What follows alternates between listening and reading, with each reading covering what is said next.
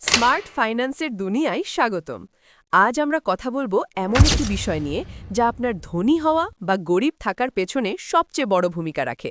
আপনি হয়তো অনেক টাকা আয় করছেন, কিন্তু মাস শেষে দেখছেন আপনার হাতে কোনো টাকা নেই। এর প্রধান কারণ হলো আপনি অ্যাসেট এবং লায়াবিলিটির মধ্যকার পার্থক্য বোঝেন না। রবার্ট কিওসাকি তার বিখ্যাত বই রিচ ড্যাড পুয়ার ড্যাডে বলেছেন, ধনীরা অ্যাসেট কেনে আর গরিবরা লায়াবিলিটি কেনে, যেটাকে তারা ভুল করে অ্যাসেট মনে করে।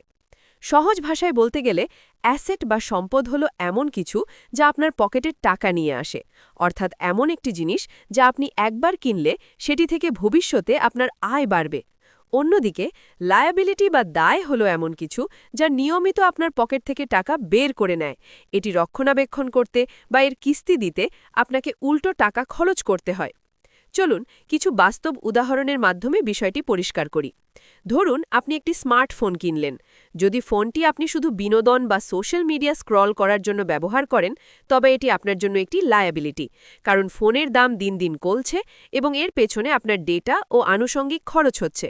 কিন্তু আপনি যদি সেই ফোনটি ব্যবহার করে ভিডিও বানান বা ফ্রিল্যান্সিং করে টাকা আয় করেন, তবে সেটি আপনার জন্য একটি অ্যাসেট হয়ে দাঁড়াবে। একইভাবে গাড়ির কথা ভাবুন।